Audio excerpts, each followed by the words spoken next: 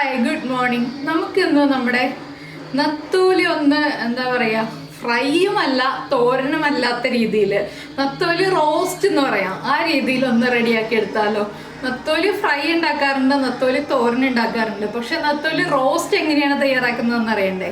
അപ്പോൾ നത്തോലി ഒരു ചെറിയ ക്വാണ്ടിറ്റിയാണ് ഞാൻ ഉണ്ടാക്കി കാണിക്കുന്നത്. നിങ്ങൾക്ക് ഈ റെസിപ്പി ഇഷ്ടമാവുകയാണെങ്കിൽ നിങ്ങളൊന്ന് ഫോളോ ചെയ്തിട്ട് അതിൻ്റെ കമൻസ് ഒക്കെ അന്ന് അറിയിക്കാം കേട്ടോ. അപ്പോൾ നമുക്ക് എങ്ങനെയാണ് നമ്മുടെ നത്തോലി റോസ്റ്റ് തയ്യാറാക്കുന്നത് നോക്കാം. നമുക്ക് നമ്മുടെ ഇൻഗ്രീഡിയൻസ് നോക്കാം. 150 ഗ്രാം മീൻ എടുത്തിട്ടുണ്ട്. നത്തോലി അല്ലെങ്കിൽ കൊഴുവ എന്നിവിടെ പറയുന്ന മീനാണ് എടുത്തിട്ടുള്ളത്. ഇതുപോലത്തെ ചെറിയ മീനുകളാണ് കേട്ടോ നല്ലത്. അതിലേക്കായിട്ട് ഒരു 15 ഉള്ളി ചതച്ചെടുത്തിട്ടുണ്ട്, ഒരു വലിയ പീസ് ഇഞ്ചി ചതച്ചതെടുത്തിട്ടുണ്ട്, പിന്നെ എടുത്തിരിക്കുന്നത് മീഡിയം വലിപ്പത്തിൽ ഒരു സവോള കട്ട് ചെയ്തെടുത്തിട്ടുണ്ട്, പിന്നെ കുറച്ച് കറിവേപ്പില എടുത്തിട്ടുണ്ട്, പിന്നെ എടുത്തിരിക്കുന്നത് 2.5 ടേബിൾ സ്പൂൺ തേങ്ങയാണ്. തേങ്ങ നിങ്ങൾക്ക് കൂടുതൽ വേണമെന്നുണ്ടെങ്കിൽ 3 ടേബിൾ സ്പൂൺ വരെ ചേർക്കാം. പിന്നെ നമുക്ക് വേണ്ടത് അധികം പഴുപ്പില്ലാത്ത ഒരു തക്കാളി ഓപ്ഷനിലാണ്, ഒഴിവാക്കണമെങ്കിൽ ഒഴിവാക്കാം. അതുപോലെ തന്നെ ഒരു പീസ് കുടംപുളി, ഒരുപാട് പുളി വേണ്ട, അതുകൊണ്ടാണ് ഒരു പീസ് കുടംപുളി എടുത്തിട്ടുള്ളത്. 2 പച്ചമുളക് എടുത്തിട്ടുണ്ട്. അധികം എരിവില്ലാത്ത പച്ചമുളകാണെങ്കിൽ 3 എടുക്കാം, എരിവുള്ള പച്ചമുളകാണെങ്കിൽ 2 മതി. ആദ്യം നമുക്ക് ഈ മീനിലേക്ക് കുറച്ച് മസാലകളൊന്ന് ചേർക്കണം. അപ്പോൾ ഞാൻ മീനിലേക്ക് ആദ്യം ചേർക്കുന്നത് ഒരു 1/4 ടീസ്പൂൺ മഞ്ഞൾപ്പൊടി. അധികം മീനില്ലാത്തതുകൊണ്ടാണ് നമ്മൾ കുറച്ച് പൊടികൾ ചേർക്കുന്നത്.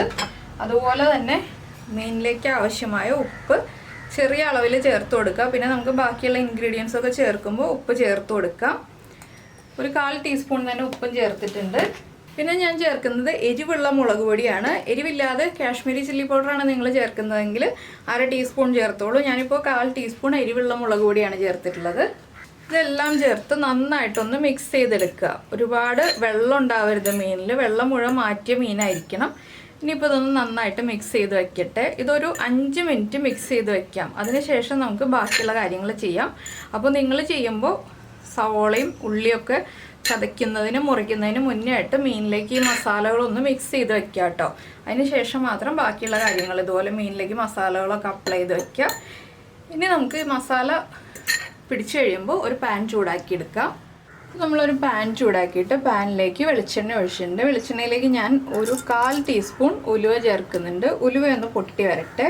അപ്പോൾ നമ്മുടെ ഉലുവയൊന്ന് കുക്കായി വന്നിട്ടുണ്ട്. നമുക്കിനി ഇതിലേക്ക് ചതച്ച് വെച്ചിരിക്കുന്ന ഇഞ്ചി ചേർത്ത് കൊടുക്കാം. ഇഞ്ചി ചേർത്ത് നന്നായിട്ടൊന്ന് ഇളക്കുക. ഇഞ്ചിയുടെ ഒരു റോ ടേസ്റ്റ് മാറി വരുന്നത് വരെ ഒന്ന് ഇളക്കി കൊടുക്കുക കേട്ടോ. ഏകദേശം 1 മിനിറ്റ് ഒന്ന് ഇഞ്ചി ഇളക്കി കൊടുക്കുക.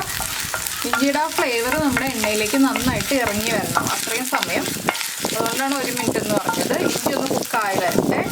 ഇപ്പോൾ നമ്മുടെ ഇഞ്ചി ഒന്ന് കുക്കായി വന്നിട്ടുണ്ട്. നമ്മൾ കട്ട് ചെയ്ത് വെച്ചിരിക്കുന്ന സവോള നമുക്കിതിലേക്ക് ആഡ് ചെയ്യാം. സവോളയ്ക്ക് പകരം മുഴുവനായിട്ട് ഉള്ളി ചേർത്തിട്ടും ഈ ഒരു റെസിപ്പി ചെയ്യാം കേട്ടോ. ഞാനിപ്പോൾ കുറച്ച് സവോളയും കുറച്ച് ഉള്ളിയും ചേർക്കുന്നേ ഉള്ളൂ. സവോള ചേർത്ത് കഴിഞ്ഞിട്ട് നമുക്ക് ഇതിലേക്ക് നമ്മുടെ ഈ ഒരു മസാലയ്ക്ക് ആവശ്യമായിട്ടുള്ള ഉപ്പ് ചേർത്ത് കൊടുക്കണം. നമ്മൾ മീനിൽ ഉപ്പ് ചേർത്തിട്ടുണ്ട്, അതുകൊണ്ട് തന്നെ കുറച്ച് ഉപ്പേ ചേർക്കാൻ പാടുള്ളൂ. സവോളയൊക്കെ ഓവർ കുക്കായി പോകാനും പാടില്ല കേട്ടോ. ഞാനിപ്പോൾ കുറച്ച് ഉപ്പ് ചേർത്തിട്ടുണ്ട്. ഇനി നമുക്കിതിലേക്ക് നമ്മൾ ചതച്ച് വെച്ചിരിക്കുന്ന ഉള്ളിയും കട്ട് ചെയ്ത് വെച്ചിരിക്കുന്ന പച്ചമുളകും ചേർത്ത് കൊടുക്കാം. ഇതെല്ലാം ചേർത്ത് ഒന്ന് വഴറ്റിയെടുക്കുക. ഒരുപാട് അങ്ങോട്ട് വഴറ്റണ്ട, ചെറുതായിട്ടൊന്ന് സവോളയും ഉള്ളിയും ഒക്കെ ഒന്ന് കളറ് മാറി തുടങ്ങിയാൽ മതി. അതുവരെ ഒന്ന് ഇളക്കി കൊടുക്കുക. ഇപ്പോൾ നമ്മുടെ സവോളയും ഉള്ളിയൊക്കെ ഒന്ന് വാടി തുടങ്ങുന്നുണ്ട്, ഇത്രയും മതി. ഇനി നമുക്കിതിലേക്ക് പൊടികൾ ചേർത്ത് കൊടുക്കാം. ഈ മസാലയ്ക്ക് ആവശ്യമായ പൊടികളാണ് 1/2 ടീസ്പൂൺ മഞ്ഞൾപ്പൊടി. അതുപോലെ തന്നെ ഞാൻ വീണ്ടും ചേർക്കുന്നത് എരിവുള്ള മുളക് പൊടിയാണ്. അപ്പോൾ പച്ചമുളകിൻ്റെ എരിവുണ്ട്, പിന്നെ ഒരു 1/4 ടീസ്പൂൺ എരിവുള്ള മുളക് പൊടി. ഈ 2 പൊടികളും ചേർത്തിട്ട് പൊടികളുടെ ആ ഒരു റോ ടേസ്റ്റ് മാറി വരുന്നത് വരെ ഒന്ന് ഇളക്കി കൊടുക്കുക. അപ്പോൾ നമ്മൾ ഫിഷ് ഒന്ന് ഫ്രൈ ചെയ്തിട്ടല്ല കേട്ടോ ചേർക്കുന്നത് ഇതിലേക്ക്. ഫിഷ് ഫ്രൈ ചെയ്യാതെ തന്നെയാണ് ചേർക്കുന്നത്. പിന്നെ എന്താണെന്ന് വെച്ചാൽ ഇനിയുള്ള കുക്കിങ്ങൊക്കെ ലോ ഫ്ലെയിമിൽ വെച്ച് കുക്ക് ചെയ്യണം, ഹൈ ഫ്ലെയിമിൽ വെച്ച് കുക്ക് ചെയ്യരുത്. എന്താണെന്ന് വെച്ചാൽ നമ്മുടെ മീനൊന്ന് കുക്കായി കിട്ടേണ്ടതാണ്. അപ്പോൾ നമ്മുടെ പൊടികളൊക്കെ ഒന്ന് കുക്കായി വരുന്നുണ്ട്. ഈ സമയത്ത് നമുക്കിതിലേക്ക് നമ്മൾ മാരിനേറ്റ് ചെയ്ത് വെച്ചിരിക്കുന്ന മീൻ ചേർത്ത് കൊടുക്കാം. മീനും ചേർത്ത് നന്നായിട്ടൊന്ന് ഇളക്കി കൊടുക്കുക. ഇനി നമുക്കൊന്ന് ഹൈ ഫ്ലെയിമിൽ വെച്ച് ഒന്ന് ഇളക്കാം. ഇതിലേക്ക് കുറച്ച് കറിവേപ്പില ചേർക്കാം. കറിവേപ്പിലയും ചേർത്ത് നന്നായിട്ട് ഇളക്കിയതിന് ശേഷം നമ്മളിതിലേക്ക് എടുത്ത് വെച്ചിരിക്കുന്ന കുടംപുളി ചേർക്കുക. ഒരുപാട് പുളിയൊന്നും വേണ്ട, തക്കാളിയുടെ പുളിയും വരും. അപ്പോൾ ഇനി നമുക്ക് ഫ്ലെയിം കുറയ്ക്കാം. ഇതെല്ലാം ഇങ്ങനെ ആക്കിയിട്ടൊന്ന് ഒരുമിച്ചാക്കിയിട്ട് നമുക്ക് അടച്ചു വെച്ച് ലോ ഫ്ലെയിമിൽ കുക്ക് ചെയ്യാം. ഒരു 5 മിനിറ്റ് വരെ ലോ ഫ്ലെയിമിൽ കുക്കായി വരട്ടെ. അപ്പോൾ നമ്മൾ മീൻ ഇങ്ങനെ അടച്ചു വെച്ച് കഴിയുമ്പോൾ ഇത് കണ്ടോ, ഇതുപോലെ മീനിൽ നിന്ന് തനിയെ വെള്ളം ഇറങ്ങി വരും കേട്ടോ. ഒരു 2 മിനിറ്റൊക്കെ അടച്ചു വെച്ച് കഴിയുമ്പോൾ ഇതുപോലെ വെള്ളം ഇറങ്ങി വരും. അപ്പോൾ ഇടയ്ക്കൊന്ന് ഇളക്കി കൊടുക്കുക. അതിനുശേഷം വീണ്ടും അടച്ചു വയ്ക്കുക. അങ്ങനെ ഒരു 5 മിനിറ്റ് കുക്ക് ചെയ്തെടുക്കുക. അതിനുശേഷം നമുക്ക് ബാക്കിയുള്ള കാര്യങ്ങളൊക്കെ ചേർത്ത് കൊടുക്കാം. അപ്പോൾ നമ്മുടെ മീനൊക്കെ കുക്കായിട്ടുണ്ട്. 5 മിനിറ്റ് ആയി നമ്മൾ അടച്ചു വെച്ചിട്ട്. ഇനി നമ്മൾ ഇതിലേക്ക് ചേർക്കുന്നത് നമ്മുടെ തേങ്ങ ചിരകിയത്, അതുപോലെ തന്നെ നമ്മൾ എടുത്തു വെച്ചിരിക്കുന്ന തക്കാളി, ഇത് രണ്ടും ചേർത്തിട്ട് ഉടഞ്ഞു പോകാത്ത രീതിയിൽ ഒന്ന് ഇളക്കുക. ഇനി ഫ്ലെയിം കൂട്ടി വെക്കുക കേട്ടോ. എന്താണെന്ന് വെച്ചാൽ മീൻ കുക്കായതാണ്, വേഗം തന്നെ പൊടിഞ്ഞു പോവും. അതുകൊണ്ടാണ് ഒന്ന് ഫ്ലെയിം കൂട്ടി വെച്ചിട്ട് ഒന്ന് ഇളക്കി കൊടുക്കുക എന്ന് പറയുന്നത്. ഇതുപോലെ ഒന്ന് മിക്സ് ചെയ്താലും മതി. ഇതൊന്ന് സ്പ്രെഡ് ചെയ്തിടുക. അതിനുശേഷം കുറച്ച് കറിവേപ്പിലയും കൂടി ഇട്ട് കൊടുക്കുക.